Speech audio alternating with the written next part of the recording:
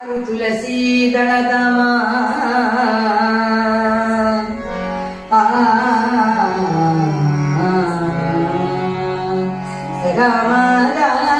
ಮದನಿ ಮದನಿ ಸೂರ್ಯ ಮದ ಮದ ಮದ ಮದ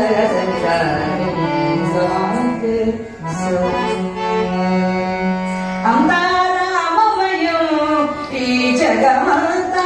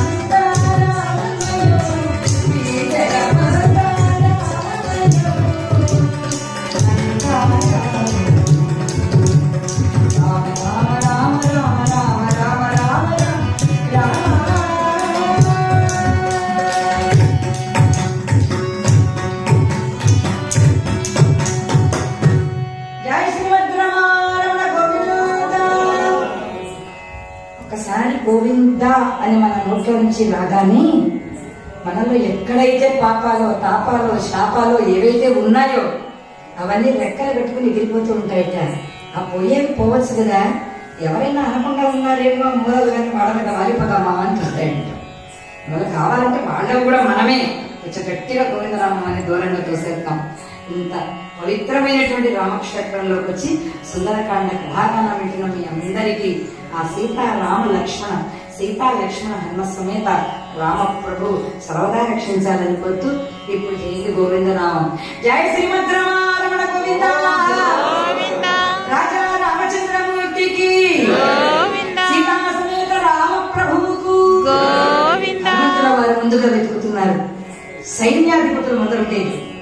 సైన్యమంతా ఎవరు శత్రువులు ప్రవేశించకుండా సైన్యాధిపతులున్నారు. ధూమ్రాక్షుడు, విద్యున్మాలి, ఆ పైన కంపనుడు, ఆ తరువాత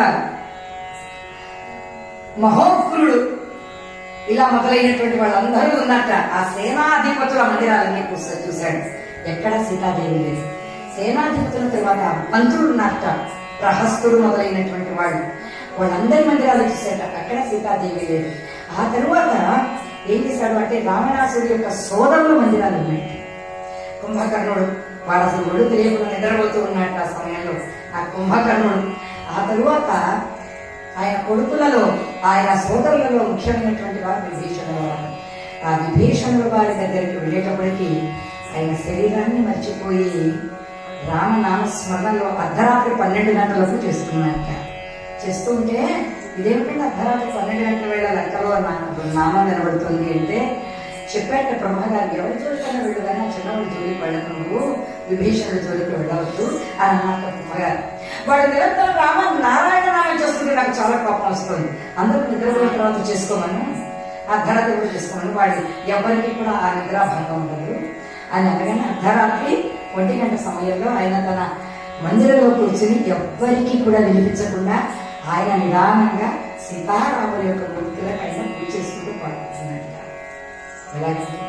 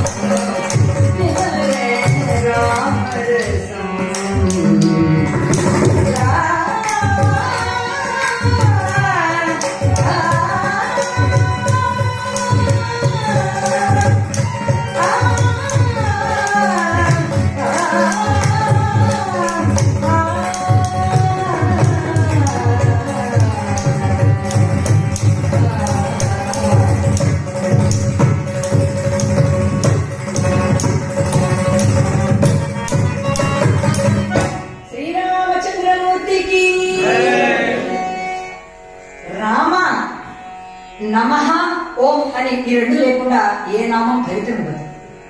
ఓం నమ శివాయ, ఓం నమో నారాయణాయ, ఓం మాతృదేవతాయ నమః, ఓం నమః రెండు ఉండాలి. ఆ రెండు లేకుండా మీకు అంతటి ఫలితాన్ని ఇచ్చేది ఒక్క రామనామం మాత్రమే. రామకి నమహాలు ఓములు ఏమీ అవసరం లేదు. రామ రామ రామ శ్రీరామ రామ అనుకుంటే చాలట.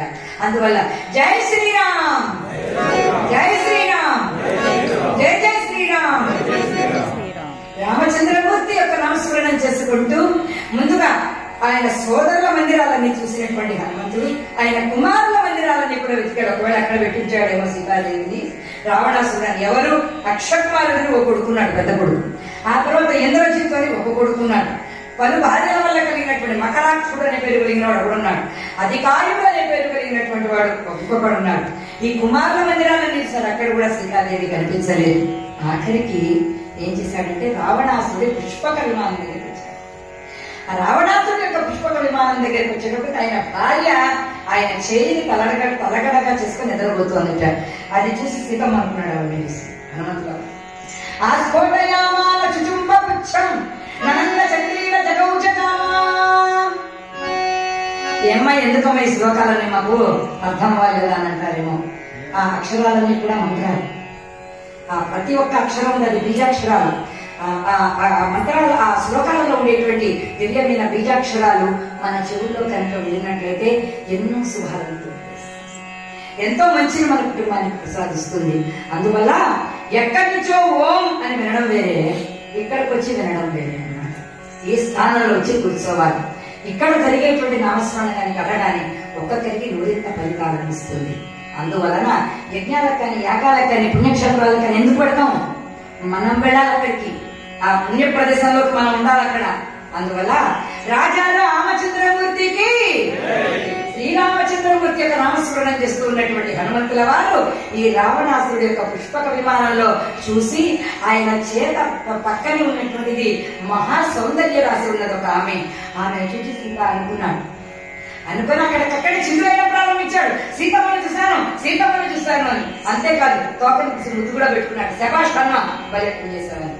ఒక క్షణం మాత్రమే చీచి, ఆమె మాయమ్మ సీతమ్మయ్య. మా సీత సురేశ్వరుణ్ణి కన్నెత్తి చూడదు, దేవేంద్రుణ్ణి. ఈ రాక్షసేశ్వరుడు ఎందుకు కన్నెత్తి చూస్తుంది? ఈమె మా సీతమ్మ కాదు, రావణాసురుడి భార్య. ఒక అప్సరసకి పుట్టినామే, మయుడనేటువంటి రాక్షసుడికి, హేమ అనేటువంటి అప్సరసకి ఈమె పుట్టింది మండోదరి. అందువల్ల ఆ అప్సర యొక్క లక్షణాలని అంత అందం, అంత సౌందర్యం ఉన్నది. కాబట్టి ఈమె సీత కాదు, రావణాసురుడి యొక్క ధర్మపత్ని ఈమె మండోదరి దేవి. ఇక్కడ కూడా సీతమ్మ లేదు అనుకుని చిన్నగా కనకమంతా గాలించి వేశాడు. ఒక అశోకవనం మాత్రం మిగిలి ఉన్నది. యమధర్మరాజు గారు నా మిత్రమా, బాగా సక్సెస్ గా వెతికినట్టున్నావు లంకానగరం అంతా, నేను బయలుదేరి వెళ్ళిపోతున్నాను నా లోకానికి అన్నాడు. అది కాదయ్యా, ఎక్కడ సీత కనిపించండి అన్నట్ట. ఏం పర్వాలేదు, మా యమలోకంలో అంత ఖాళీగా ఉందంటే వర్క్ లోడ్ లేదు అక్కడ. అందువల్ల నువ్వేదో మార్గం ఆలోచించి రాక్షసులందరినీ మా లోకానికి ట్రాన్స్ఫర్ చేయి కొంచెం అని అన్నట్ట. అలా నీ యమధర్మరాజు గారు వెళ్ళిపోతుంటే అన్నట్ట, ఎంతోసేపు కాదు ఆగండి కాసేపు, ఈ అశోకవనంలో సీత లేకపోతే రాక్షసులందరినీ చంపి మీ యమలోకానికి పంపిస్తానని అందరినీ కూడా ఎవరిని ఇక్కడ ఉంచాను నేను అనగానే యమధర్మరాజు గారు వెళ్ళినారు. సీత ఇచ్చట లేని ఎడలను చిచ్చు పెట్టేదా లంకనంతా కాల్చి పడేస్తాం. అప్పుడు సీత కనుక లేకపోయిందో వీళ్ళందరికీ మూడిందన్నమాటే అని హనుమంతుడు ప్రతిజ్ఞ చేసి అశోకవనంలో అడుగుపెట్టి 4 అడుగులు వేయగానే అల్లంత దూరాన సీతమ్మ వారు కనిపించింది. ఎలా కనిపించింది?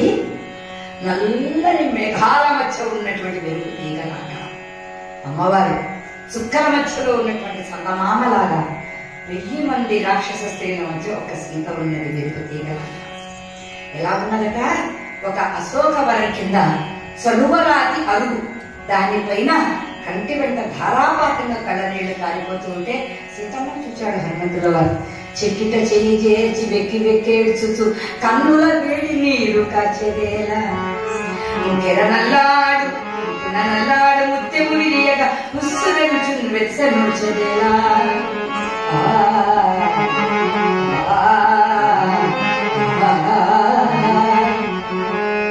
పలవించి వడి సొమ్మసిలివడంకుచు సర్వసప్పరమున మేలు జాచెదేలా, అట్టగట్టిన చుట్టూ నట్టిగా మీకు కొంచుకోరా స్వామి అని అర్చదేలా. అవనిలో ధర్మమున్నిలుక అవతరించు అతి దంపతులారా, ఓ తల్లిదండ్రులారా, పరస్పర విరహాతిశయమున కావు చుట్టిగా తల్లిదండ్రులారా.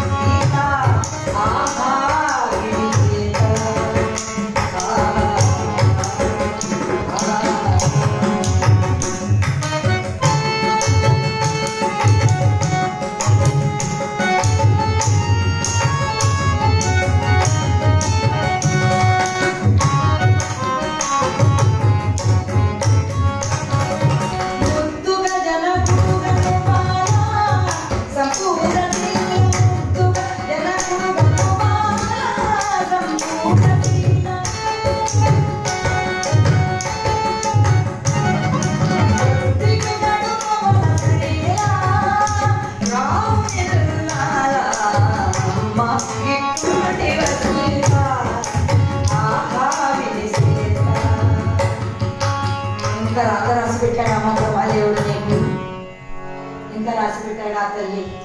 ఎంత అల్లారు ముద్దుగా పెరిగావు జనక మహారాజు గారి యొక్క మిథిలా నగరంలో. పెద్ద కోడలి పోయి దశరథ మహారాజు గారి యొక్క అయోధ్య నగరంలో రామచంద్రమూర్తికి ఇల్లాలిపోయినటువంటి ఓ పరమ పతివ్రతామణి, నీకు ఇన్ని కష్టాలు రాసి పెట్టాయా తల్లి అని కంటికి మంటికి ఏకధారగా విడిచి ఈ స్థితిలో చూడడానికి అనుకున్నాను నేను. బంగారు సింహాసనంలో పట్టు చీరలు కట్టుకుని అమ్మ నవరత్నాభరణాలను గీలించి వందలాది మంది దాసీలు ఆమెకు పరిచర్యలు చేస్తూ ఉంటే మహావైభవంతో వెలిగిపోతూ ఉంటుంది రాముడి ఇల్లాలు అనుకున్నా. రాముడి లాంటి భర్త పోగొట్టుకున్న ఇల్లాలు ఎలా ఉందో అది అర్థమైపోయింది ఈ రోజున.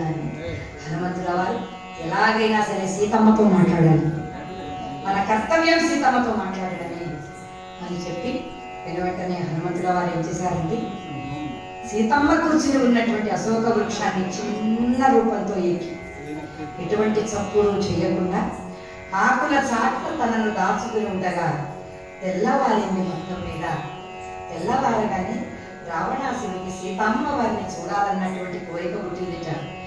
తన ప్రియమైన అందగత్తెలైన భార్యలను 10 మందిని వెంటబెట్టుకుని తిన్నగా సీతమ్మ వారు ఉన్నటువంటి ఆ వనంలోకి వచ్చేస్తున్నాడు.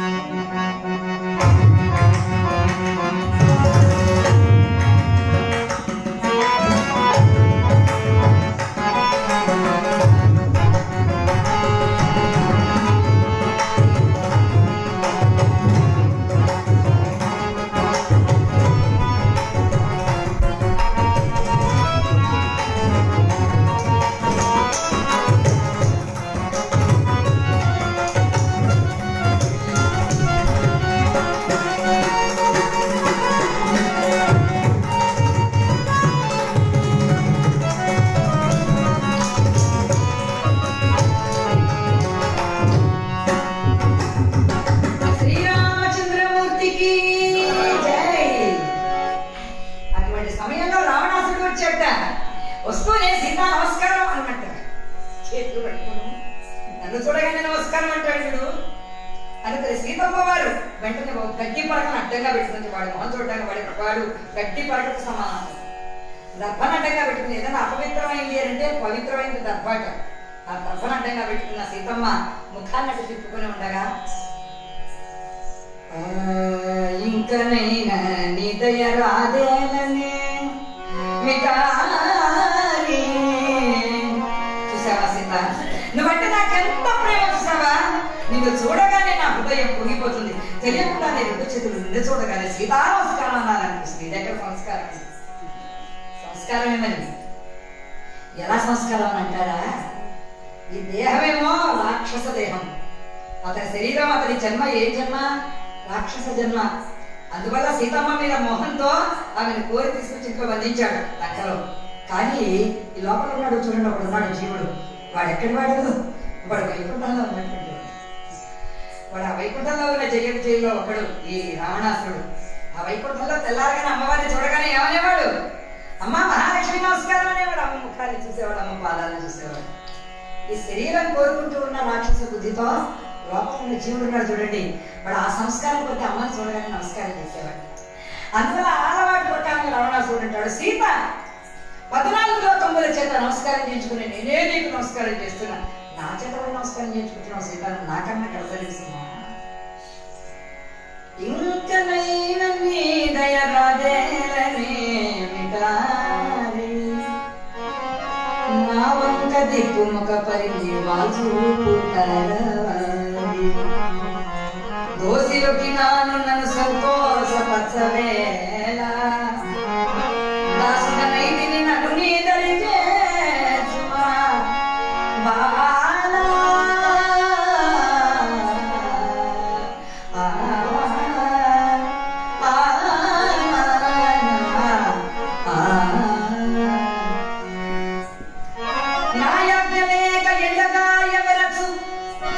నా ఆనతి చేత గాలి వీచు 14 లోకములు నాకు లోపు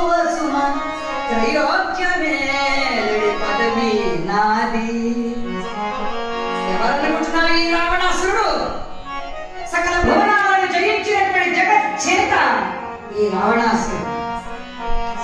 నా ఆజ్ఞ ఉంటేనే ఎండ కాస్తుంది, నా చూపు సోకితేనే గాలి వీస్తుంది, చంద్రుడు నేను కోరితేనే చల్లదనాన్ని ఇస్తాడు, 14 భువనాలను వశం చేసుకున్న వాడిని తెలుసా నీ రాముడు. ఇంకా ఇక్కడికి వస్తాడు, మమ్మల్ని చంపి దుర్భేద్యమైన లంకా నగరాన్ని ఓడించి జయించి నిన్ను తీసుకుని పెడతాడనుకుంటున్నావా? ఈ పాటికి మా రాక్షసులు ఎప్పుడో రామ లక్ష్మణులను చంపి ఆరగించి ఉంటాడు. రాముని నీ కళతో నువ్వు చూడలేకపోతుండగా మర్యాదగా నీకోసం గడువిస్తున్నాం. నన్ను పెళ్లి చేసుకుని హాయిగా స్వర్గ భోగాలని అనుభవించాలనగానే సీతమ్మ వారికి కళ్ళ వెంట నీళ్లు భరించరానటువంటి కోపం వచ్చేసింది ఆవిడికి. తన పక్కన ఎవ్వరూ ఆమెకు తన్నుగా లేదు, ఎవరు తోడుగా లేదు. ఆమె ఆత్మవిశ్వాసం అది. అందువల్ల సమాధానం చెప్తుంది రావణాసురుడికి. లక్షలాది మంది వెనకాలంటే ఎంత ధైర్యంగా మాట్లాడతారో అలా మాట్లాడుతుంది సీతమ్మ. ఒక్కరు అయింది. అక్కడ చంపుతాడా బతకనిస్తాడా లేడానికి కూడా అమ్మవారికి అవసరం లేదు. ఆమె ఆత్మవిశ్వాసం, ఆమె వ్యక్తిత్వం ఎంత గొప్పదో సీతమ్మది చూడండి. ఆమె అంటుంది కదా, ఒరి రావణ నా భర్త కనుక ఏదన్నా జరిగిన రోజున నీ లంకే ముందర ఊరిపోతుందిరా. సముద్రానికి మధ్యలో ఉన్నది నీ లంకే. ముందర ప్రపంచంలో ఎక్కడ ప్రళయించినా రాకపోయినా నీ లంకకు మాత్రం ప్రమాదం వచ్చేస్తుంది.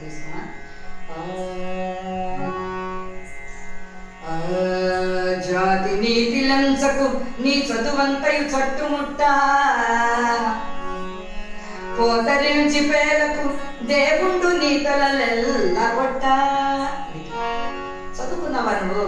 4 పెద్దలు చదువుకున్నావా? చిచ్చి నవవ్యాకరణ పండితుడవా నువ్వు? పరాయుడు భార్యను తెచ్చింటలేనప్పుడు దొంగలాగా ఆమెను అపహరించుకొని తెచ్చిన పిరికి పొంద నువ్వు వీరుడవా? నువ్వు కొన్నాళ్ళలో కలిగించేవాడిగా నీ ఆనసిక సృష్టి అంతా తిరుగుతుందా? ప్రకృతిని నువ్వు వశం చేసుకోకుండా ఉన్నంత వరకు నీకు ప్రకృతి ఉపకారం చేస్తుంది.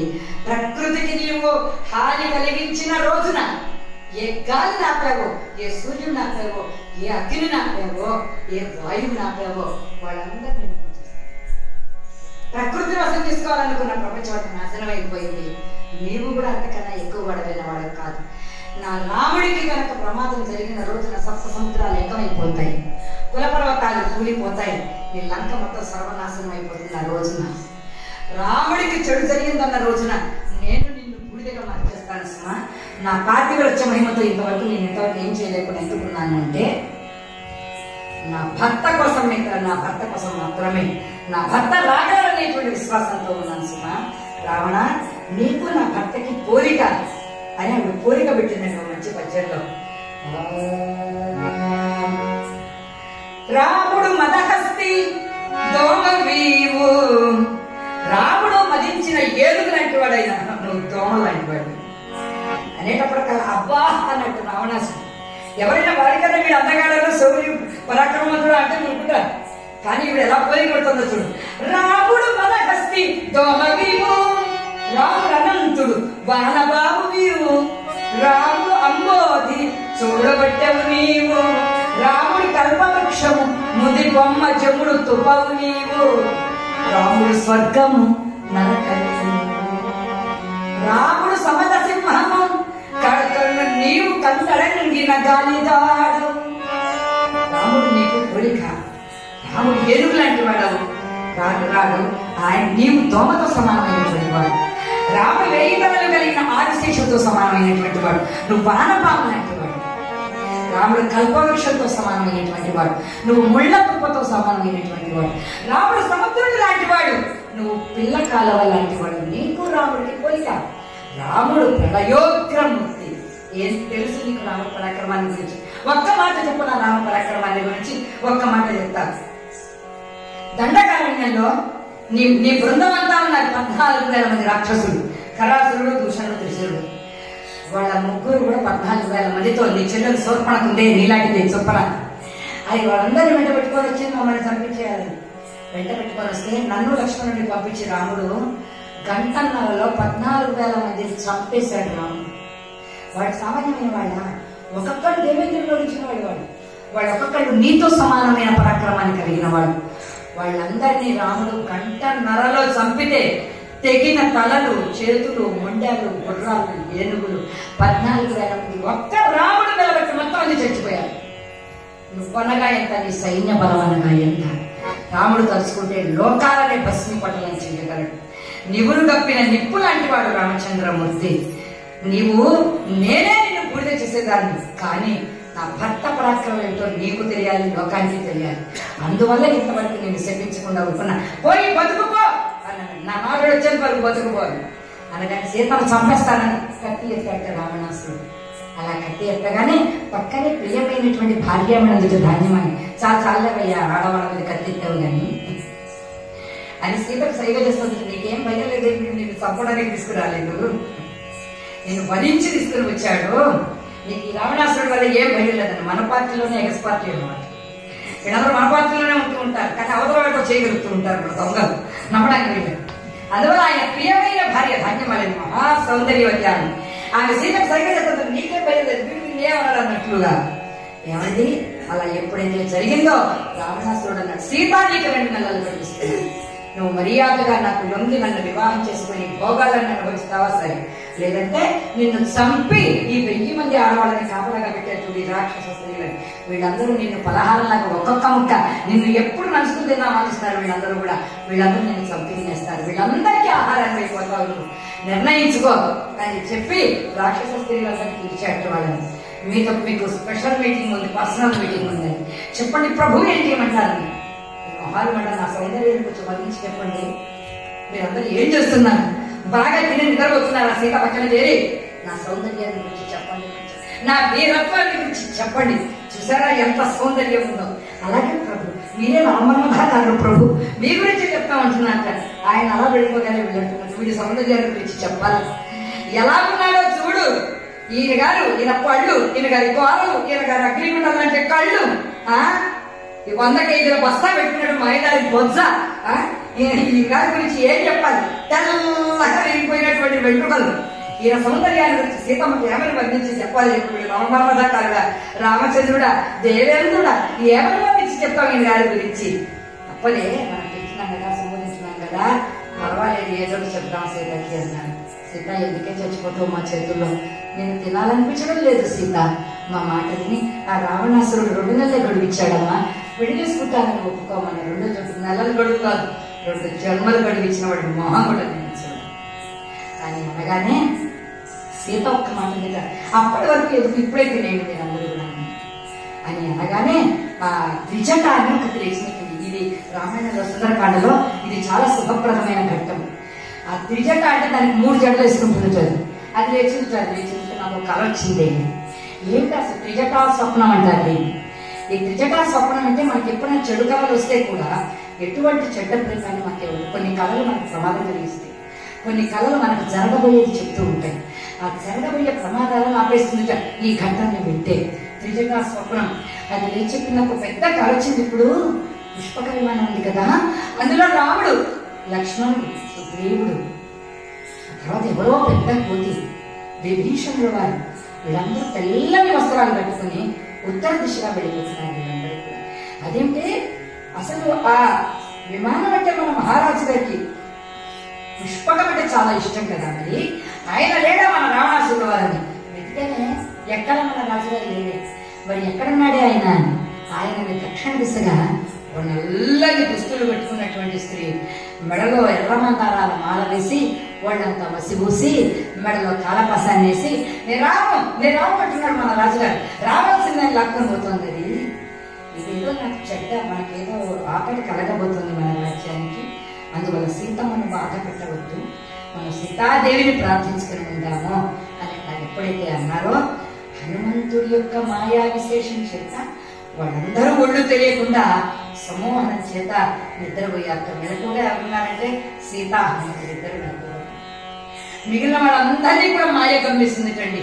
అంత సమర్థుడు, వాతావరణాన్ని భయంకరంగా మార్చగలిగిన సమర్థుడు హనుమంతుల వారు. పవనసుత హనుమానికి, రామభద్ర హనుమానికి జై.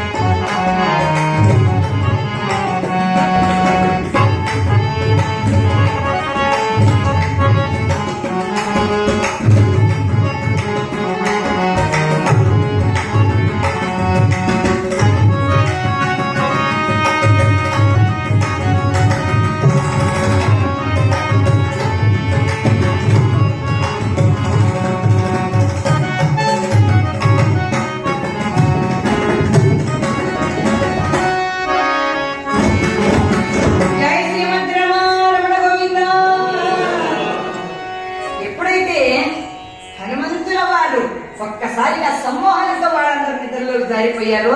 సీత మీద బ్రతకడం వ్యర్థం, ఈ రావణాసురుడు బతకనివ్వడు, నేను వారికి ఎట్టి పరిస్థితుల్లో రావణాసురుడిని చెట్టపట్టలేను, వాడిని పెండ్లాడలేను, అందువల్ల నేను ఆత్మహత్య చేసుకోవడం అన్ని విధాలా మంచిదని తన పొడవైన కేశాలను ఆ చెట్టు కొమ్మ పైన వేసి ఆత్మహత్య చేసుకునేటువంటి ప్రయత్నం చేస్తుంది. హనుమంతుల వారి కన్నాడు. ఎలాగైనా సీతమ్మతో మాట్లాడితే ఎవరనుకుంటుందో, సంస్కృతంలో మాట్లాడితే రాక్షసుడు అనుకుంటుందేమో.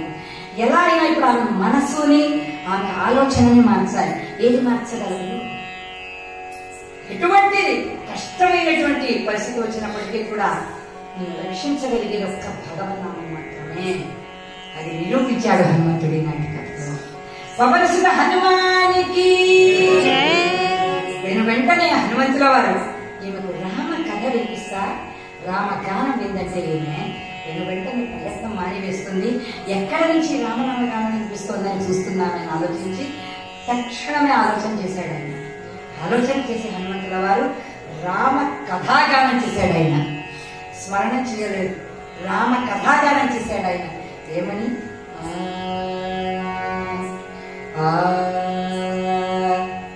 రాజా దశరథో నామ రథకుంజరవాజిమాన్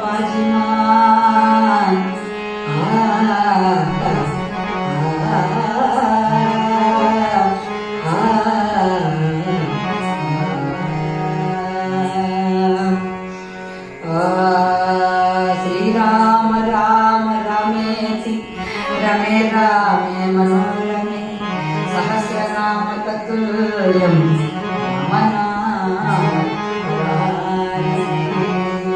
శ్రీరాముని చరితమును తెలిపెదమమ్మా ఘనశీలవతి సీత కదా వినుడోయమ్మా. శ్రీరాముని చరితమును తెలిపెదమమ్మా ఘనశీలవతి సీత కదా వినుడోయమ్మా.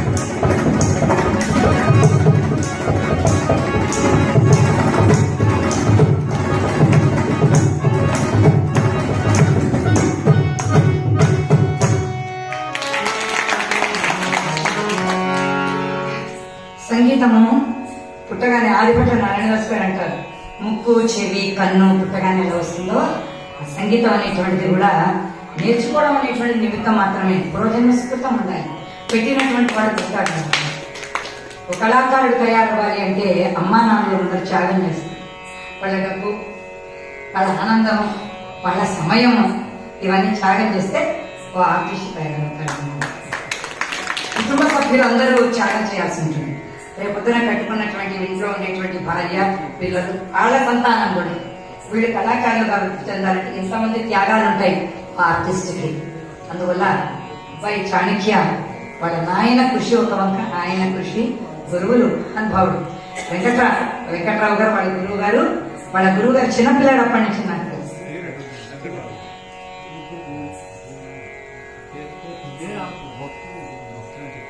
ఆంతరంగిక భక్తులు ఈనాటి కథాగానంలో శ్రీరామచంద్రమూర్తి యొక్క సుందరకాండ కథాగానంలో రామార్పణంగా 200 రూపాయలు కానుక సమర్పించారు.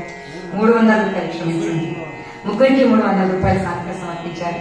ఆ సీతా లక్ష్మణ హనుమ సమేత రామప్రభు వారికి వారి కుటుంబాలకి సర్వదా సకలాయుధాలు ఇచ్చి రక్షించాలని కోరుతుంది. రాజా రామచంద్రమూర్తికి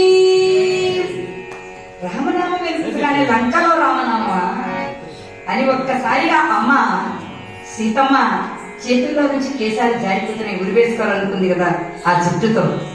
ఆ కేశాలు అలా చేయి జారిపోతూ ఉంటే తల ఎత్తి చూస్తుంటే హనుమంతుడు అలా జారాట.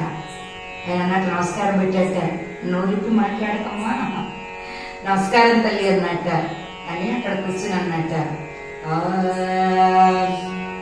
సాహసమేలనోయమ్మ రామ చంద్రుని ముద్దుల గుమ్మా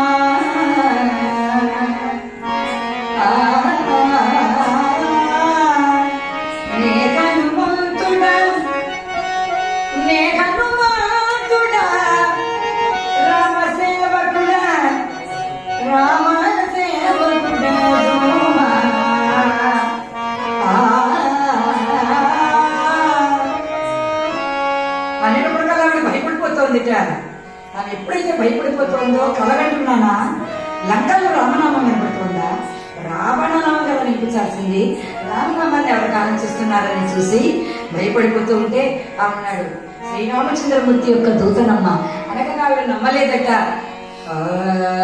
సీతాపతి నాపై అభిమానం లేదా, సీతాపతి నాపై అభిమానం లేదా, మాతా ప్రజాచిత మాతా నా మొరలను వినగానా, ఆసునముక కరిగన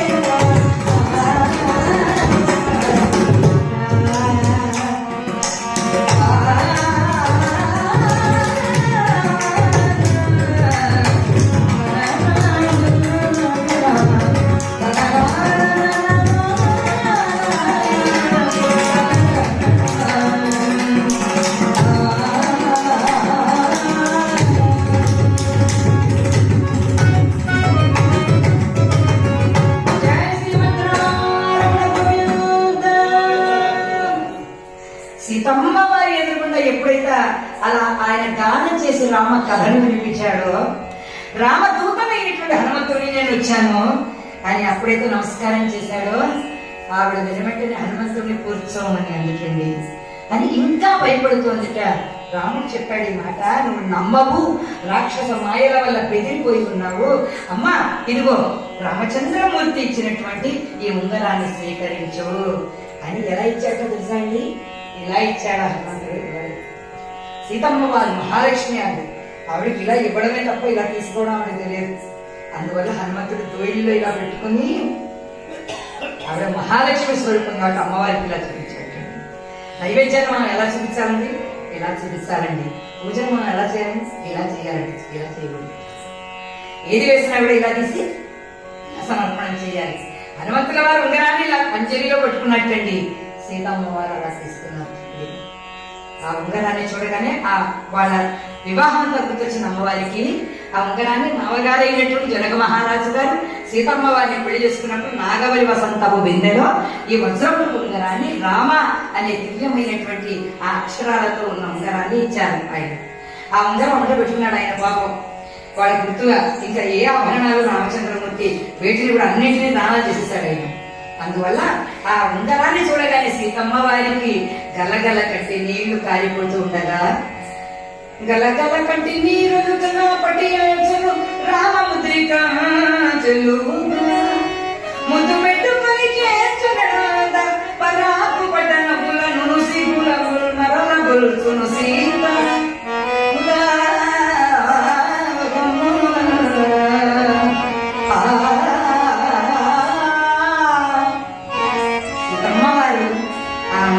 చూడగానే కన్నులకు హత్తుకొని కన్నుల వెంట నీళ్లు కారిపోతూ ఉంటే పెళ్లి రోజులన్నీ గుర్తొచ్చిన తరువాత అప్పుడు హనుమంతుడు కూర్చోమన్నాడట.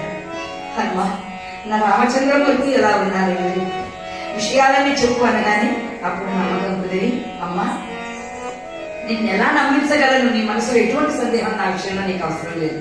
అయితే రాముడు రూపాన్ని వర్ణిస్తున్నాడు. రాముడి రూపం ఇలా కళ్ళతో చూడమే, ఉపాసన చేసే వాళ్ళకి రాముడు కనిపించే రాముడిదే. అందువల్ల అప్పుడు హనుమంతుడు ఆమెకు అది తెలిసి ఆవిడ రూపాన్ని వర్ణించమంది. తన భర్త రూపం ఎలా ఉంటుందో తనకు తెలియదా? కానీ హనుమంతుడిని వర్ణించమనగానే ఆ ఉపాసనా రూపాన్ని ఆయన వర్ణించాడండి హనుమంతుల వారు. అద్భుతమైనటువంటి రామ సౌందర్య ఆ వర్ణనం హనుమంతుల వారు. దాశరథిపతి జగత్ చక్రవర్తి దశరథుని కొడుకు రాముడు, ఇది పైకి చెప్పినటువంటి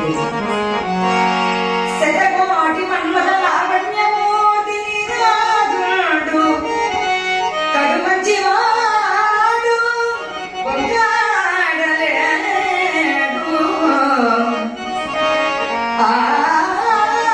అనంత కోటి సౌందర్య లావణ్య నిధి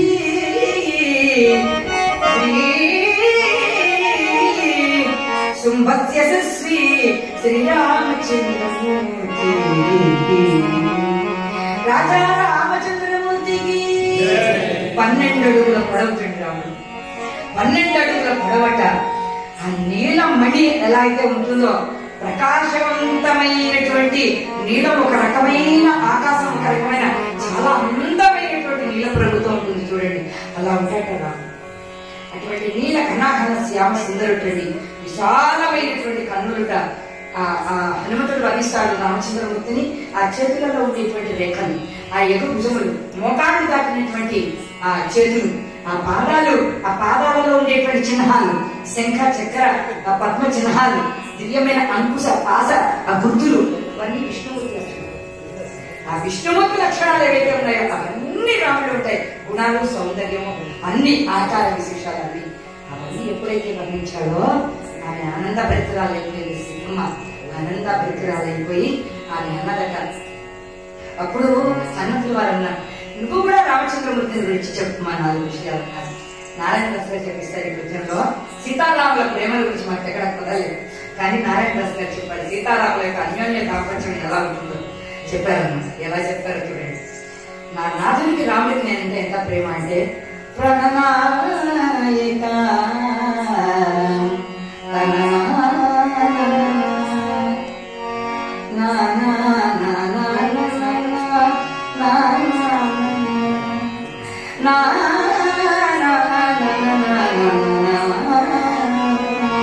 ప్రాణనాయిక నీవు పక్కన నుండిన ప్రాణనాయిక నీవు పక్కన నుండిన స్వర్గము కాననైనా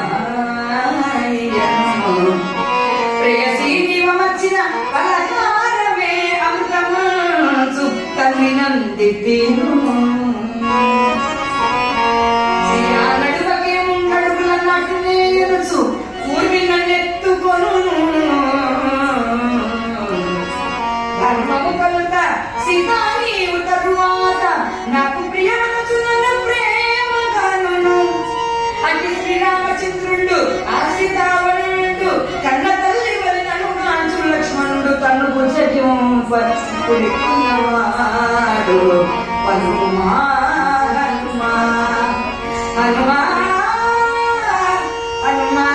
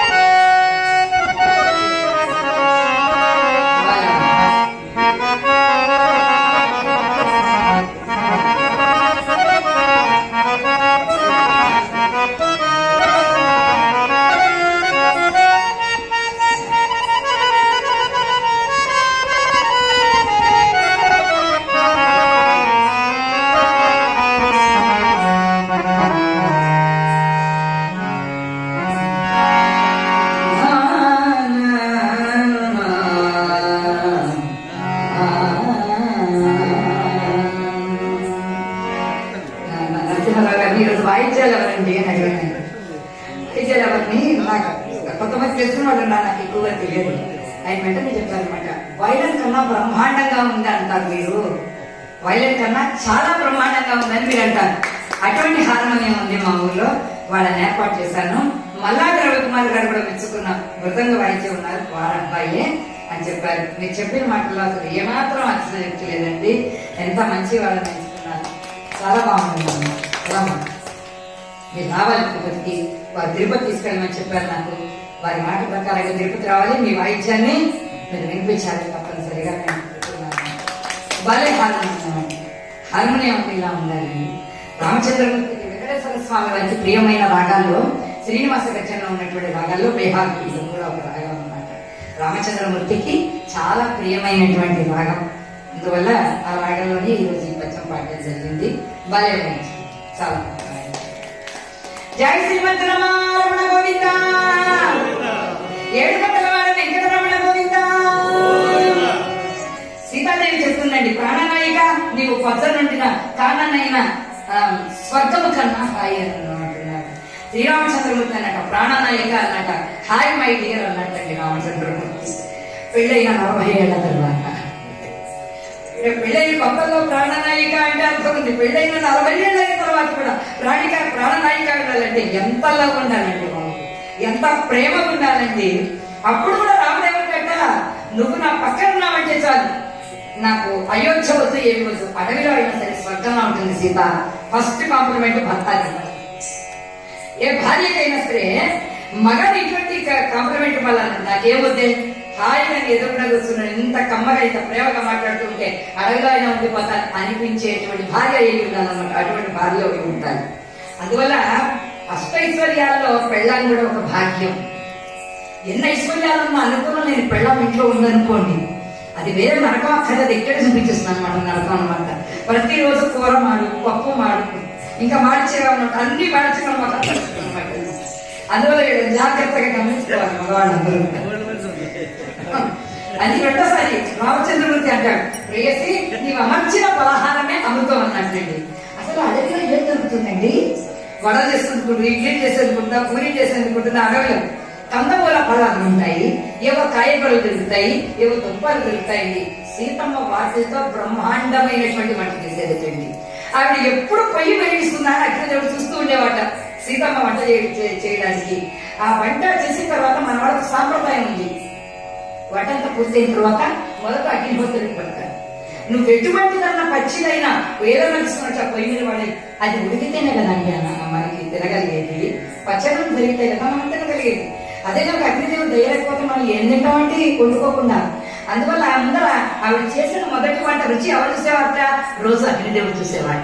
అగ్నిదేవుడు కాసుకొని ఉండేవాట. ఎప్పుడు సీతాదేవి బ్రేక్ఫాస్ట్ చేస్తుంది, సీతమ్మ ఎప్పుడు వంట చేస్తుంది, అంత మధురమైన పప్పు ఆ సాంబార్ దుమదుమలాడిపోతూ ఉండేది. అంతా రామచంద్రమూర్తి అనేవారట, ప్రేయసి నీవు అమర్చిన పలహారమే అమృతం అని. పెళ్ళానికి ఎలా కాంప్లిమెంట్ ఇవ్వాలో కూడా మగవాళ్ళందరూ తెలుసుకోవాలి. ఏంటి కొరకు తగలబెట్టిన ఈ రోజుకి వచ్చి నేను తినడానికి అలా అనకుండా అవి బాగా చేసినప్పుడు కాస్త చిన్న కాంప్లిమెంట్ ఇవ్వండి, ఏం పోయిందండి. భార్యమని మనం కాకపోతే ఎవరు మెచ్చుకుంటారు చెప్పండి? మీరు ఎంత మెచ్చుకుంటే ఆ పిచ్చిని అంత పొంగిపోయి 1-4 చేసి పెడుతుంది అనమాట. తన ఆరోగ్యం బాగాలేకపోయినా సరే, తన కొంట్లో నీరసంగా ఉన్నా సరే, అబ్బో ఆయన ఎక్కడి నుంచో వస్తాడు, కష్టపడి వస్తాడు, ఆయన మనం చేసి పెట్టకపోతే ఆయన తినడు బయట ఎక్కడ కూడా అని ఇంట్లో భార్య ఇంకా ప్రేమగా చేసి పెట్టింది అనమాట.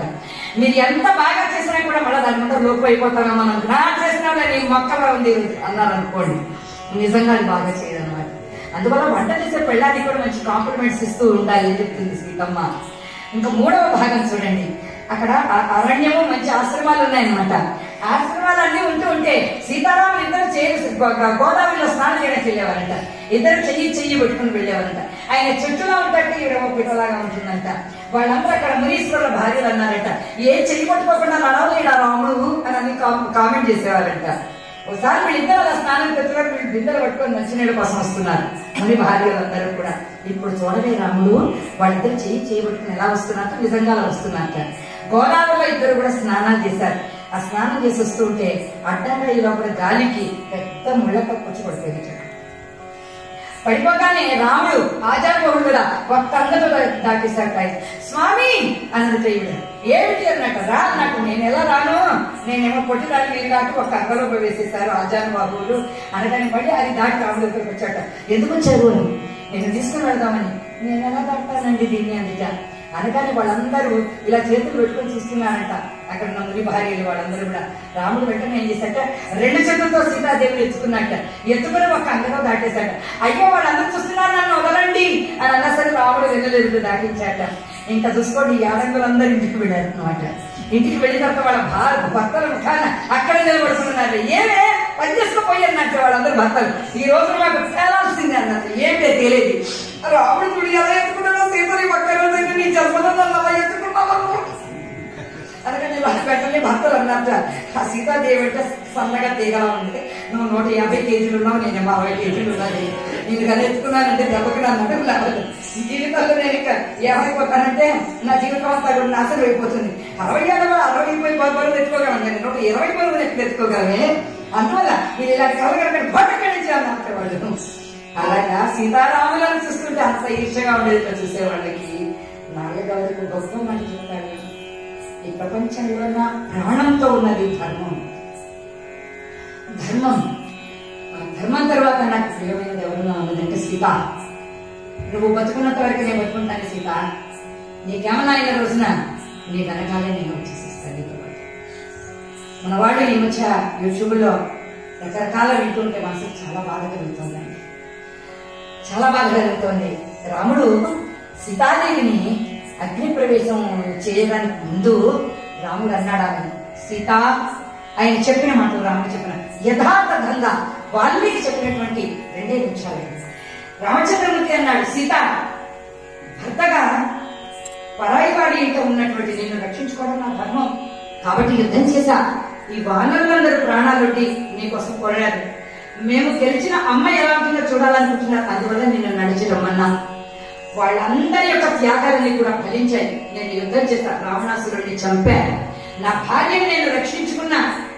ఇప్పుడు నువ్వు నీ మనసుకి ఎక్కడ నీకు శాంతిగా ఉంటుందనుకుంటావు, నీ మనసుకి ఎక్కడ నచ్చినట్టు ఉంటుందనుకుంటావు, నీవు అక్కడ ఉండవచ్చు అని ముందర ఎవరి పేరు చెప్పాడు? లక్ష్మణుని దగ్గరనా, భరతుని దగ్గరనా, సుగ్రీవుడి దగ్గరనా, నీకు అలవాటైనటువంటి లంకానగరంలోనా? నీవు ఎక్కడైనా సరే స్వేచ్ఛగా ఉండవచ్చు. ఇది తప్పించి రాముడు ఇంకో మాట మాట్లాడాలి. ఇదైనా రాముడు ఎందుకు మాట్లాడాలి? నీ భార్యని ఇంకో యుద్ధం చేసి గెలుచుకున్నావు కదా నీ పెళ్ళాన్ని, అటువంటిప్పుడు నువ్వు ఇది కూడా ఎందుకు మాట్లాడాలి? ఇంకొకళ్ళు ఇంటికి ఎందుకుంటుంది నీ భార్య? అయోధ్య నీతోనే కదా ఉండాల్సిన, నీ రాణి కదా అని ప్రశ్నించవచ్చు కదా. దానికి కారణం చెప్తున్నాను. రాముడు మనసులో ఎంత కుమిలిపోయాడో తెలుసా?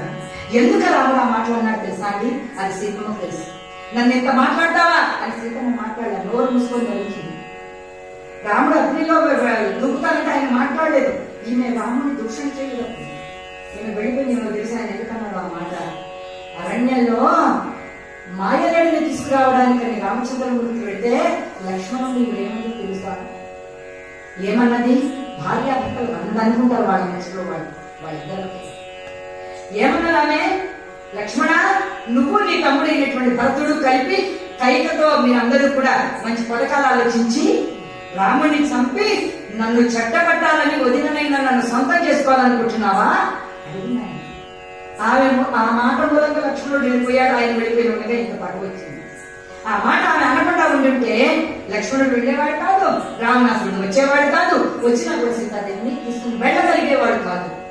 ఆమె చేసినటువంటి మాట ఏమండి, దెబ్బలు మర్చిపోతారు తప్పించి మాటలతో కొట్టిన దెబ్బలు ఎప్పటికీ ఎవరు మర్చిపోలేదు.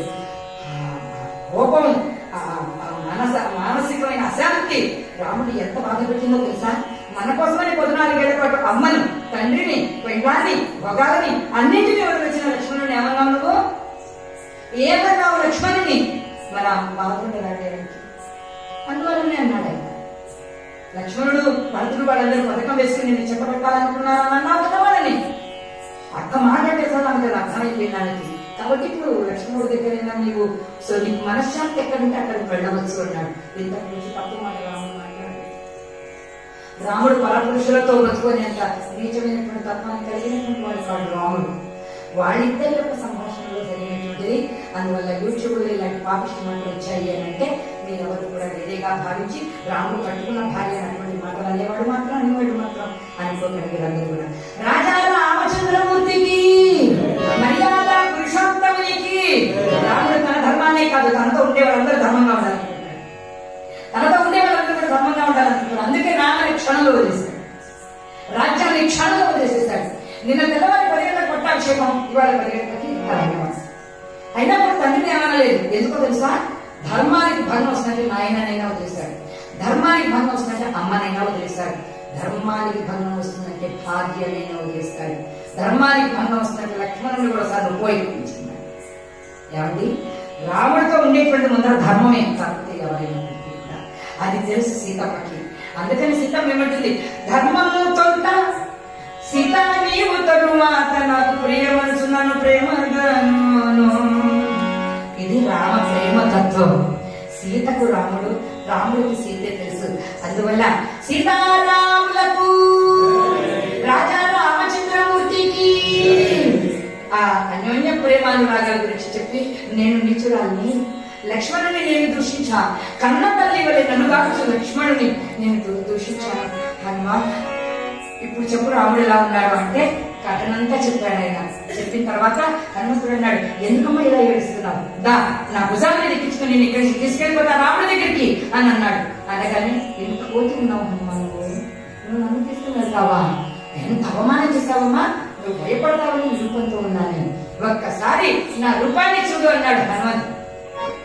అలా అని ఒక్కసారి స్వరూపాన్ని ధరించేశాడు ఆయన. ఆ దూరభంతరాలలో నిండిపోయినట్లుగా అయిపోయినాడు రామచంద్రమూర్తి. దేవతా దేవకార్యముల దిక్కువరేణ్యుడు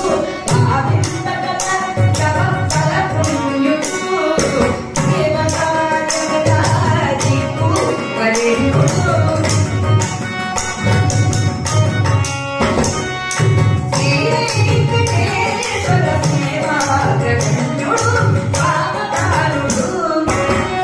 you.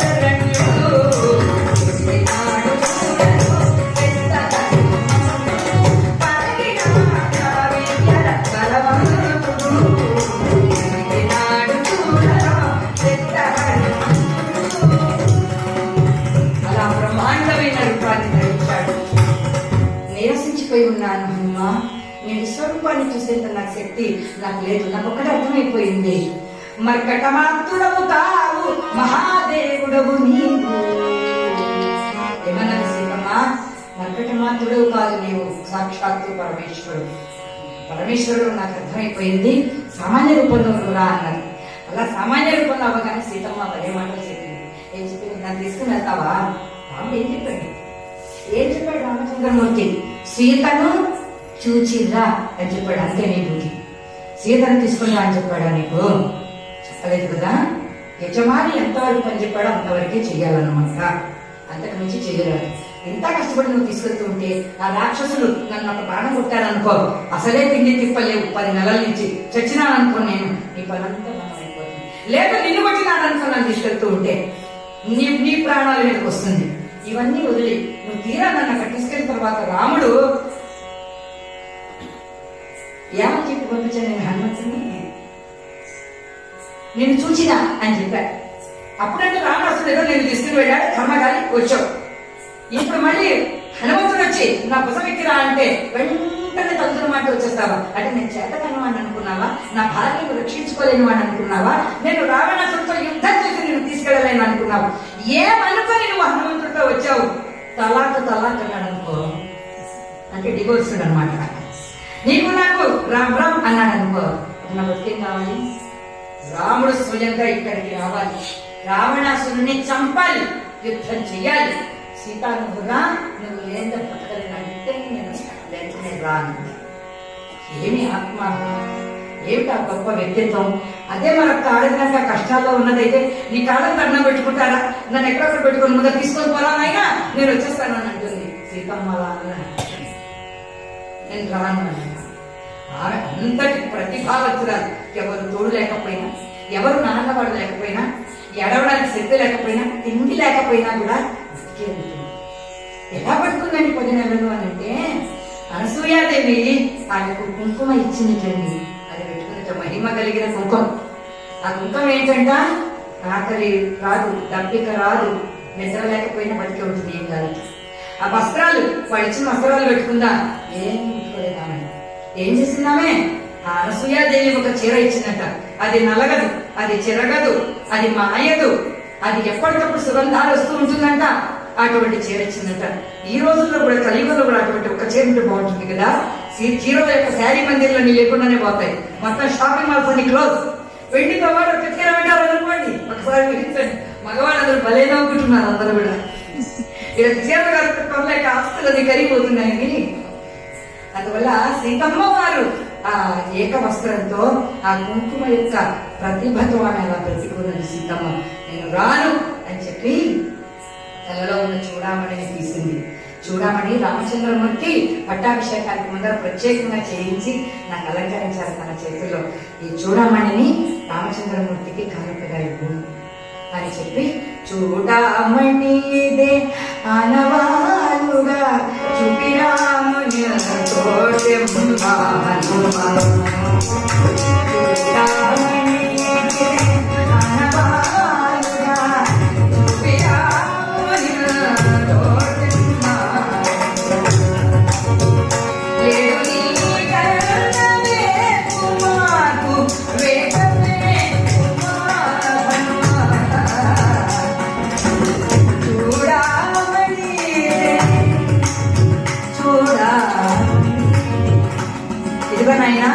ఇదిగో చూడామణి రామచంద్రమూర్తికి ఇవ్వు. చూసావు కదా రావణాసుడు ఎలా మాట్లాడాడో, విన్నావు కదా నువ్వు. అందువల్ల రామచంద్రమూర్తిని వెంట పెట్టుకుని రావాలి. 2 నెలల గడువుంది. 2 నెలల తర్వాత సీత బతికి ఉండదని రామచంద్రమూర్తికి చెప్పు అనగానే, అమ్మా పనంతా పూర్తయింది, కొంచెం ఆకలిస్తుందమ్మా, ఇక్కడ మంచి ప్రమాణమైన చెట్లు అన్ని ఉన్నట్టున్నాయి, ఏమైనా కోసుకొని తినమంటావా? తోటంతా మనదే నాన్న, నీ ఇష్టం వచ్చినట్టు తీసుకోండి. ఆవిడికి తెలుసు ఈయన ఎందుకు అడిగాడు అని, ఆయనకి తెలుసు ఆవిడ ఎందుకన్నా అని. అందువల్ల మీరు వెంటనే ఏం చేశాడండి ఆయన, ఇంకా చూసుకోండి, ఎగిరి దుమికి అరిచాటండి గట్టిగా రాక్షస సైన్యాలన్నిటికీ కూడా వినిపించేటట్లుగా. ఈ శ్లోకాలు సర్వ శుభ శ్లోకాలు అన్నారు సుందరకాండలో. ఈ శ్లోకాలు అన్నమాట. ఆ శ్లోకాలు ఏమిటి అంటే, జయత్యతి బలో రామో లక్ష్మణశ్చ మహాబలః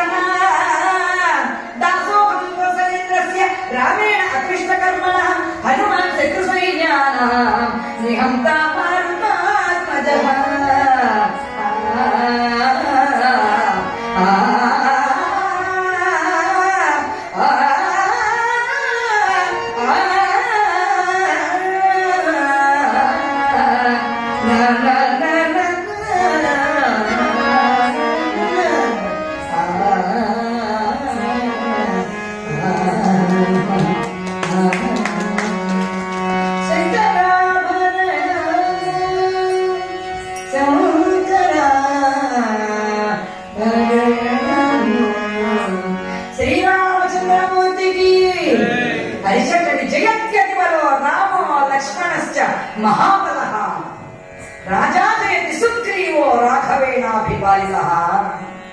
హరిచంద్రుడిని ఎక్కడ రాముడికి జయమగుగాక, లక్ష్మణునికి జయమగుగాక, సుగ్రీవునికి జయమగుగాక. రామచంద్రమూర్తికి దూతను, నేను హనుమంతుడిని, నా పేరు ఆంజనేయుడు అంటానని ఒక్కసారి కోట బురుజులు పెరిగి మహావృక్షాలను నలిపి అక్కడున్న అందమైన శిల్పవిద్యాలను నాశనం చేసి భవన మందిరాలన్నింటినీ కూడా కీచరాకారాన్ని దాల్చి ప్రళయాన్ని సృష్టించేసి సర్వనాశనం చేసి అశోకవనాన్ని శోకవనం చేసేసేటండి. 7,000 మంది సైన్యంతో రావణాసుడికి కొడుకైనటువంటి అక్షత్మాలు బయలుదేరి వచ్చాడు. వాడిని చూడగానే అనుకున్నాడు హనుమంతుల వారు, మా అంగదుడు రావడానికి వీడు అడ్డంగా ఉన్నాడు. వాలి అంగదుడు కొడుకు, వాలి యొక్క కొడుకు అంగదుడు. వాలిను రావణాసుడు ఇద్దరు చాలా విషయాల్లో స్నేహితులు అనమాట. చెడ్డ విషయాల్లో వాళ్ళు ప్రాణ స్నేహితులు అనమాట. అందువల్ల అప్పుడు ఈ పిల్లవాడిని కూడా తీసుకొచ్చేవాట అంగదుడిని వాలి. అలాగే ఈ రావణాసుడి కొడుకు అక్షకుమారుడు వచ్చేవాట. అక్షకుమారుడిని మన వాడు సావగొట్టేసేవాట అంగదుడు. వాళ్ళ తాత పులస్త్య బ్రహ్మ అన్నాడు. ఆయన అన్నట్ట, ఇంకొక 2 సార్లు వచ్చామంట కదా మా మనవాడు చచ్చిపోతాడు, అందువల్ల నీవు వాడు బతికున్నాడు లంకలు అడుగు పెడితే నీ తల బదలి చచ్చుడు పుట్టలు జాగ్రత్త, ఎప్పుడు మా రాజ్యానికి రాక లంకకి అన్నట్టండి. ఎవరు? వాళ్ళ తాత రావణాసుడి తండ్రి పులస్త్య బ్రహ్మ. ఆయన శపించాట అక్షకుమారుడు తినే దెబ్బలు చూసి. అందువల్ల హనుమంతుడు అనుకున్నట్టు వీడిని చంపేశామంటే మా అందరూ ఎప్పుడైనా ఇక్కడికి రావచ్చు అనుకుని ఏం చేశాటండి, 20 శ్లోకాల యుద్ధం చేశాడండి. ఆకాశంలో 7 గుర్రాలు, భయంకరమైన వదనాలు కలిగిన 7 గుర్రాలతోటి వాడు రథమిస్మరించి ఆకాశంలో యుద్ధం చేశాట హనుమంతుడితో. అలా యుద్ధం చేసిన తర్వాత వాడిని చంపేశాడండి హనుమంతుల వారు. ఆంజనేయ వర గోవింద.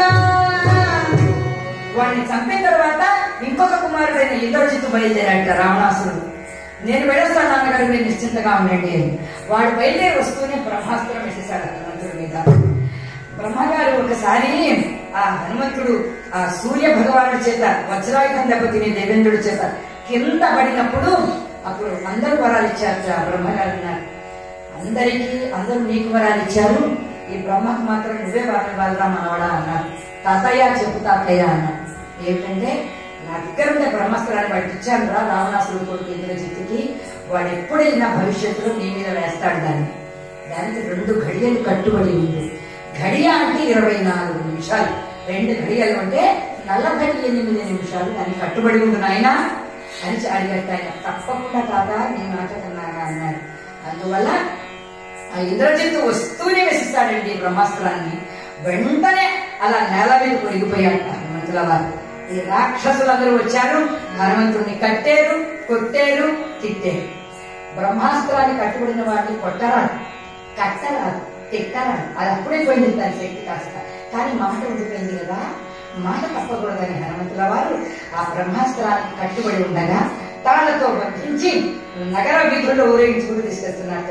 ఈయనేమో హనుమంతుల వారు వాళ్ళ గుర్రాల సైన్యం ఎంతుంది, ఏనుగుల సైన్యం ఎంతుంది, సైనికుల సైన్యం ఎంతుంది, వాళ్ళ వైభవం ఎంతుంది, వాళ్ళ మందిరాలు ఎలా ఉన్నాయి, వాళ్ళ యొక్క రాజ్యం అంతా ఎలా ఉందని ఇవన్నీ చూస్తూ వెళ్తున్నాడు.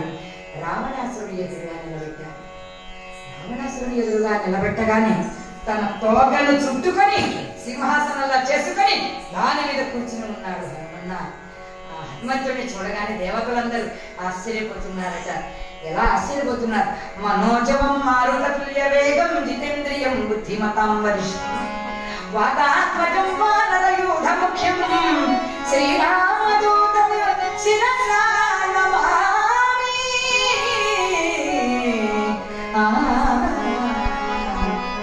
అలా చూస్తుంటే హనుమంతుడు చూశాక రావణాసురుడు బ్రహ్మాండమైన శ్లోకాన్ని అంటారు వాల్మీకి మహర్షి. కిమేష భగవాన్ నంది భవేత్ సాక్షాత్ విభాగతః.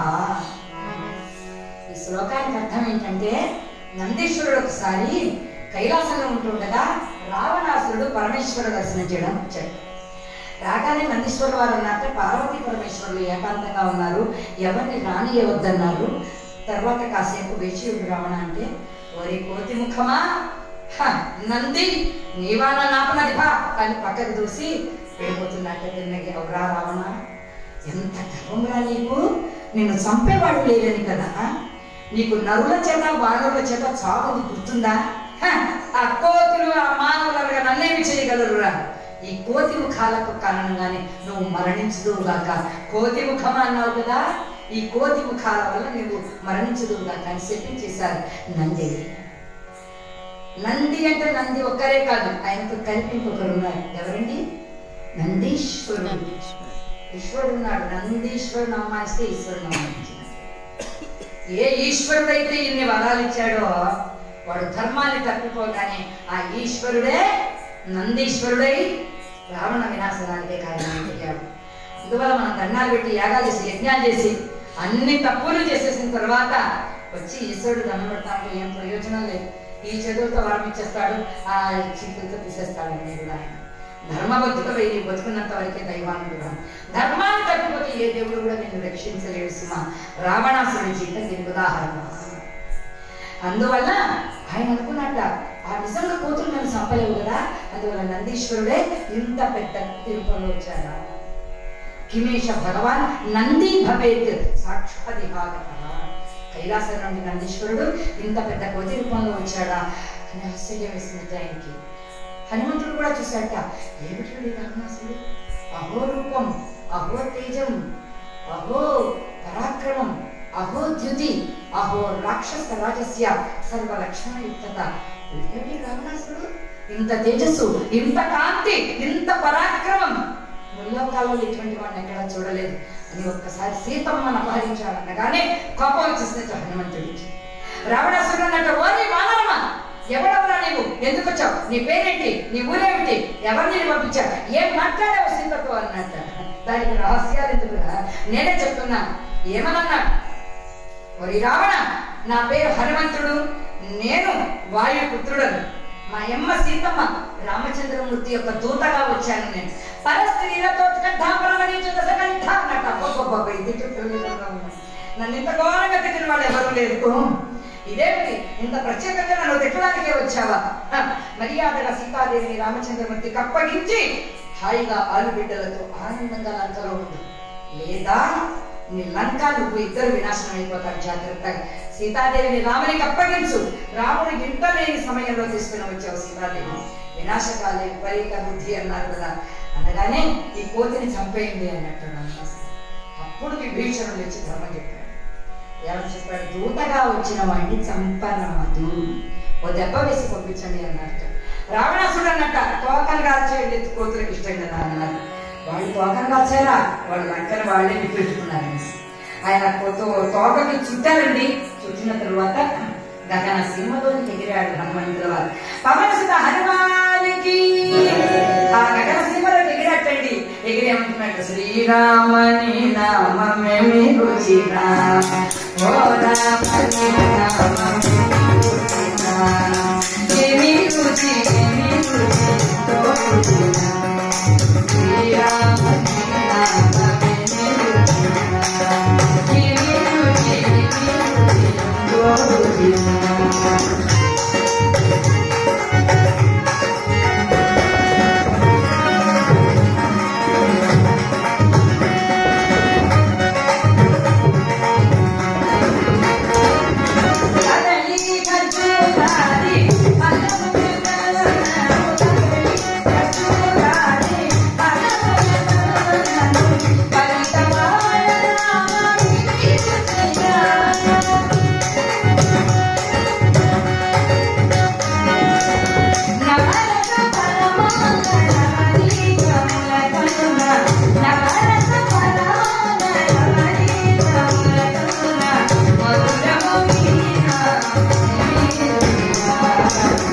శ్రీరామ ఓ రామ శ్రీరామ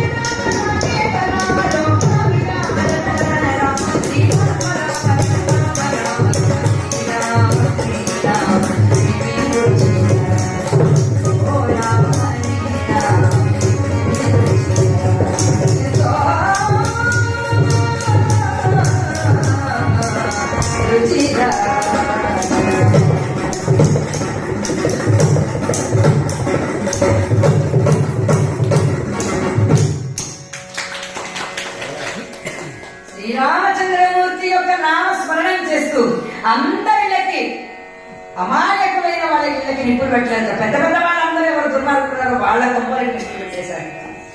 నవరత్నాలు 9 రంగుల్లో పెడపెడమని పేలిపోతున్నాయి. వాల్మీకి అంటారు నవరత్నాలు 9 రంగుల్లో ఉంటాయి కదా, వాటితో మెడలు పెట్టట అవన్నీ కూడా ఈ అగ్ని సగలకు పెడపెడ 9 రంగుల్లో పేలిపోతున్నాయి. ఆకాశంలో మంటలు ఆకాశానికి పండుకున్నాయిట. వెండి బంగారం తరిగి నీవై బయటకు వచ్చేస్తుందిట. బిడ్డలతో పాపం ఆ లంకా నగరం ప్రజలందరూ కూడా పరుగులు తీస్తూ ఉంటే సీతమ్మకి ఎవరో చెప్పారు, నీతో మాట్లాడాడు పాపం మానవుడు, వాడు తోక తిరుపు పెట్టాడు, వాడు బతుకున్నాడో లేదో అనేటప్పటికి సీతమ్మ ఏడ్చేసింది. మా కోసమనే వచ్చాను, ఆ కారణంగా అమాయకుడు బలైపోతాడేమో, ఓ అగ్నిదేవా నువ్వు చల్లగా అయిపో, హనుమంతుడిని ఏం చేయొద్దని దండపెట్టింది.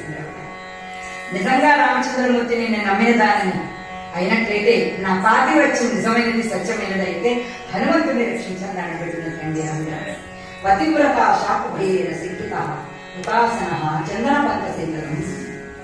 అమ్మవారి ఎప్పుడైతే దండం పెట్టిందో అగ్నిదేవుడు హనుమంతుడి తోటకి మంచిగా దాన్ని చూసినట్టుగా అయిపోయింది. అరే ఇప్పటి వరకు చదువులాడిన అగ్ని ఏంటి అని మంచిని చూసుకున్నాట. చూస్తుంటే మంచిగా చూసినట్టుగా అగ్ని చల్లారిపోయింది. ఓహో చాలా ధన్యవాదాలు అగ్నిదేవ అనుకొని తిరుమల సీతమ్మ దగ్గరికి వచ్చి చూడమని భద్రంగా ఉంటుంది చూసి, అమ్మ సీతమ్మ నీకేం అవకాశం కలగలేదు కదా తల్లి అని అమ్మ క్షేమాన్ని అడగగానే, అమ్మని వెళ్ళిపోనైనా నువ్వు ఇక ఈ రథంలో ఉండదు, నీ ప్రాణాలను రక్షించుకో, రాముడిని తీసుకునిరా అని చెప్పగానే అమ్మ దగ్గర సెలవు తీసుకొని గగన మార్గంలోనికి ఎగిరి ఆ తోకని కాస్త తిన్నగా కాస్త చల్లార్చుకుని ఆ సముద్రంలో అక్కడి నుంచి ప్రయాణమై మధ్యలో మైనాకుని పలకరించి మహేంద్రగిరి పైన జాంబవంతుడు, అంగదుడు, నలుడు, నీలుడు, కవిలుడు, గవాక్షుడు, దుర్ముఖుడు, వికటుడు మొదలైనటువంటి వాళ్ళందరూ ఎదురు చూస్తూ ఉంటే వాళ్ళ దగ్గరికి చేరుకొని జరిగిన పనులందరినీ కూడా చెప్పుకొని విషయాన్నంతా అర్థం చేసుకుని అందరూ కలిపి తిన్నగా కృష్ణేశ్వరాజ్యం దగ్గరికి వచ్చేసాడు రాముడు సుగ్రీవుల దగ్గరికి. వెంటనే కూతురని అన్నాయి, రామచంద్ర చిన్న పాప చేసుకున్నాం రామచంద్ర, అదిగో సుగ్రీవుడి యొక్క మధు అని ఉంది, అక్కడ మంచి ద్రాక్షసారాయం ఉంటుంది, కాసేపు అందరూ కూడా వినోదం చేసుకుని కాసింత ఖుషిగా అందరూ చాలా కండి ఆ తర్వాత కూడా రాముడు ఇక్కడ పెడతాడు, సుగ్రీవుడు పెడతాడు, సూరాముడు ఇక్కడే లేదా అన్నారు. అనగానే వెంటనే హనుమంతుడు కూడా పాప కుర్రాళ్ళందరూ ఉత్సవపడుతున్నారని ఆ పాత్ర చేసుకునేందుకు ఆయన కూడా ఒప్పుకున్నట్టండి. వాడు ఊరుకున్నారో తిన్నగా హనుమంతుడిని కూడా లాక్కొని వచ్చి మరింత హనుమంతుడు కూడా పూసేటండి. వాడు ఇంకేముంది, మామూలుగా ఉంటేనే కోతులు తాగిన కళ్ళు తాగిన కోతులు కదా, ఇంకా అందుకే అన్నమాట. చూసుకోండి ఇంకా చిందులైనా ప్రారంభించారట. అరే అందుకోవాలి పాత్ర అన్నట్ట. అనగానే ఒరే రాముడి మీద తప్ప ఇంకేమన్నా పడితే సంపస్వ జాగ్రత్త అన్నట్టు హనుమంతుడు. హనుమా నువ్వే అందుకో అన్నట్టు. ఇక్కడ చూసుకోండి ఆయన తూలిపోతున్నాడు, వీళ్ళు తూలిపోతున్నారు. రాముల వారి మాట నవరత్నము రుచిన మూట, రాముల వారి మాట నవరత్నము రుచిన చోట కవితార్థములిచ్చు చల్లని మాట పాప సత్యమున పారజోలుని చోట రాముల వారి మాట. ఈ లోపల వనానికందరికీ ఒక అపరాధారుడు ఉన్నాడు. సుగ్రీవుడి యొక్క మేనమామ దశముఖుడు.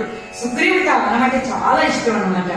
మొత్తం చెట్లన్నీ కొట్టేశారు, పంటల్ని పాటు చేసేసారు, సారాయినంతా తాగేశారు, ఒకరి మీద ఒకటి పడి కొట్టుకుంటున్నారు, రామ రామ రామ రామ అంటున్నారు.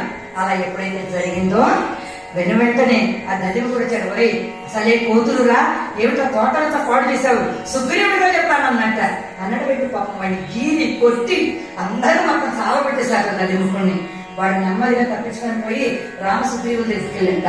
మామ ఏంటి మామ ఈ రూపం అంతా అన్నట్టు పాపం సుగ్రీవుడు. ఏం చెప్పమంటారా, ఆ కోతిముఖంతా వచ్చారు చూడండి రా, హాయిగా వచ్చి కళ్ళంతా తాగేసేసి తోటంతా పెట్టేసేసారు. అనగానే అక్కడ మా వాడు బుద్ధిమంతుడు హనుమంతుడు వారు ఉన్నారు, వాడు లేడు అక్కడ అన్నట్టు వాడికి కూడా వస్తారు రామచంద్ర. ఏమిటి హనుమంతుడు కూడా అన్నట, హనుమంతుడు కూడా అన్నట్ట. రామచంద్రమూర్తి అంటే అప్పుడు సుగ్రీవుడు అన్నట్ట, విజయాన్ని సాధించిన వాళ్ళే అంత వైభవంగా పండగ చేసుకోగలుగుతారు, ఓడిపోయిన వాళ్ళు చేసుకోలేరు, ఓడిపోయిన వాళ్ళకి గెంతు లేరు, ఏడుస్తూ కూర్చుని చేసుకుంటారు పండగ. కాబట్టి ఇది మన వాడి విజయాన్ని సాధించారు, కావలసినంత తాగమనండి, ఇష్టం వచ్చినంతసేపు ఎగరమనండి, ఇక్కడ రామ సుగ్రీవుడు ఎదురు చూస్తున్నారని చెప్పమనండి అనగానే మళ్ళీ దశముఖుడు వెళ్ళాక ఎలా నీకు వచ్చే అవకాశం లేదా, మళ్ళీ ఎందుకు వచ్చావని నాతో, మీ ముఖాలు మీరురా, అక్కడ రామచంద్రమూర్తి అక్కడ సుగ్రీవుడు ఎదురు చూస్తున్నారు, ఎప్పుడు తాగండి రా, ఎంత తాగుతారు తాగండి అన్నట్ట. అనగానే చేతుల్లో వదిలివేసి వరల్డ్ కప్పు సాధిస్తారు చూడండి, ఒకటి కప్పు తెస్తే మొత్తం అందరూ పట్టుకుంటారు కదా, అక్కడ చూడామణిని పట్టుకుని హనుమంతుల వారు వస్తూ ఉంటే వీళ్ళందరూ కూడా కలిపి తిన్నగా రామచంద్రమూర్తి దగ్గరికి వస్తున్నారు. ఇది సుందరకాండ అంటే. ఇక్కడ రామచంద్రమూర్తి చూస్తున్నాడు, సీత బతుకుందని చెప్తాడా, సీత ఏమైపోయిందని చెప్తాడు, సీత ఎలా ఉందని చెప్తాడు అని రాముడు ఎదురు చూస్తున్నాక అక్కడి నుంచి వస్తున్నటువంటి హనుమంతుడు చెప్పాడు, రెండే రెండు చెప్పే లోపల రాముడు ఏమైనా అయిపోతాడేమో, సీతకి ఏమైనా అయిపోయింది, అది కూడా ఎంతో భద్రంగా చెప్పాలని ఏం చెప్పాడు,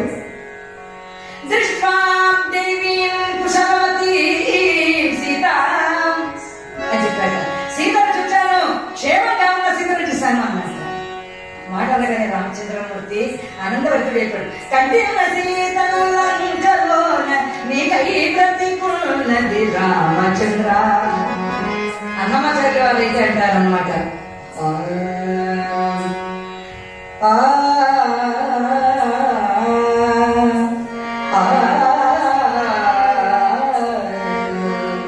దశరథాత్మజ నీవు దశ శివుని చంపి ఆ దశనున్న చెలిగావు దశ దిశలు పొగడా.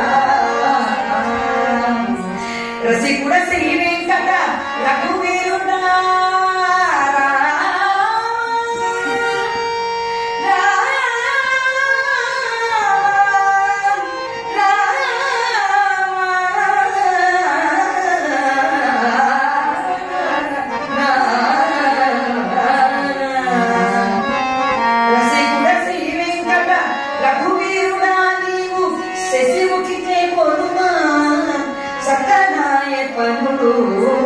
ఇదే శిరసు మాణిక్య విచి పొంది నీకు నాకే రామ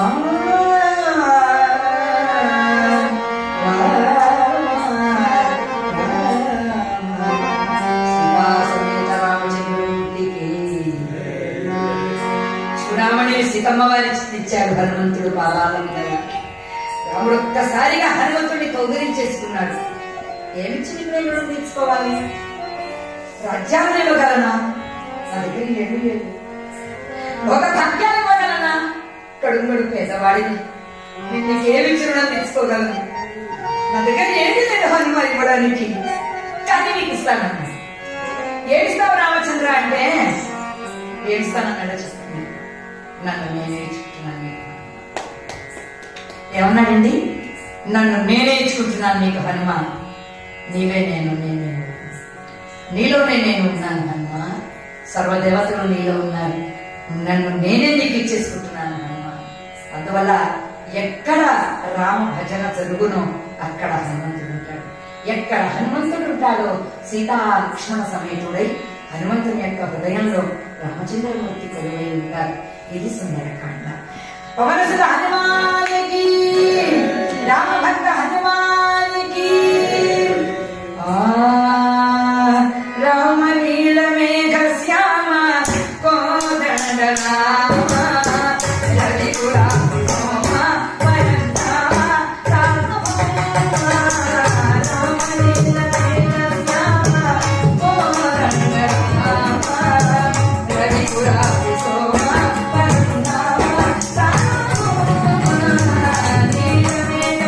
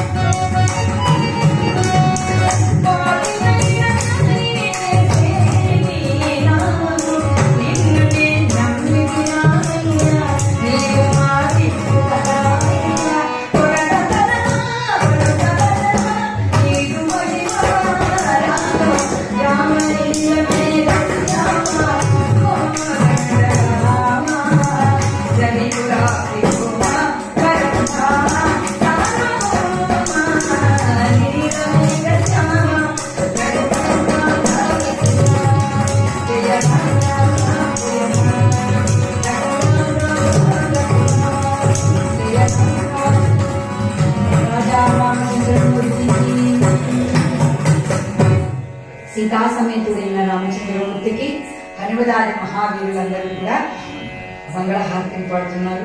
శ్రీరామనవమి మహోత్సవాల సందర్భంగా వైదిపురంలో ఉన్నటువంటి గ్రామ పెద్దలు అందరూ కలిపి ఈనాటి ఈ సుందరకాండ హరికథ గానాన్ని ఏర్పాటు చేసినందుకు హనుమంతుల వారికి ఒకసారి నమస్కారం చేసుకోండి. మీ మనస్సులో ఉండేటువంటివి ధర్మబద్ధమైన కోరికలు నెరవేరి మీ బిడ్డలతో, మీ పాపలతో, మీ కుటుంబంతో సర్వదా సకలాయుధారోగ్యైశ్వర్యాలతో మీరు వర్తిల్లాలని నేను కోరుతూ, ఇంత గొప్ప వేదిక మీద సుమారు 4 దశాబ్దాల తరువాత వైదిపురంలో నాకు కథ గానించే అవకాశం కలిగించారు. నాతో మాట్లాడినటువంటి వారు శ్రీ నరసింహారావు గారు. ఈ రోజున నాకు అన్ని అకామిడేషన్స్ బ్రహ్మాండమైనటువంటి ఆర్టిస్టులకు అర్థమైన కాదు, ఎన్నో కార్యక్రమాలు పెడుతూ ఉంటాం అనమాట. ఆర్టిస్టులు వాళ్ళు ఎలా సుఖంగా ఉంటే ప్రోగ్రామ్ బాగా చేయగలుగుతారు. ఇది గొప్ప తత్వం. అది తెలుసుకోవాలి. వాళ్ళు ఎంత విశ్రాంతి తీసుకుంటే, వాళ్ళని ఎంత ప్లెజర్ గా ఉంచగలిగితే వాళ్ళు అంత బాగా పెర్ఫార్మ్ చేస్తారు. అందువల్ల నాకు అటువంటి సౌకర్యాలు ఈ రోజున కలిగించారు. నేను చాలా ధన్యవాదాలు తెలియజేసుకుంటూ ఈ ఇద్దరు విద్వాంసులకి, రవికుమార్ గారు, అబ్బాయి చాణక్య, అందువల్ల ఈ తండ్రి కొడుకు ఇద్దరికి కూడా రామచంద్రమూర్తి సీతాలక్ష్మణ హనుమస్సమేతంగా రక్షించాలని కోరుకుంటూ నేను మంగళహారతిని. మా యతిరాజులు గారు, మా సోదరులు, మేము ఒకే గురువు గారి శిష్యులు కావడం, సహాధ్యాయులు కావడం మా భాగ్య విశేషం. మాకు అటువంటి అనుబంధం ఉంది మా యతిరాజు గారి. అందువల్ల నేను వారికి ఉద్దానంలో ఉన్నటువంటి హరిదాసు గారు ఇందులో లక్ష్మీపతిరావు గారి సాంప్రదాయాన్ని నిలబెట్టి శిష్యులు ఎవరు లేదు. మీలాంటి వారు మాకు ఎక్కడ అవకాశం ఉన్నప్పుడు మాలాంటి వాళ్ళు మేము మాత్రం మిగిలి ఉన్నాము. అది మహాభాగ్యంగా భావిస్తూ ఈనాటి కార్యక్రమానికి మంగళపడుతున్నాం.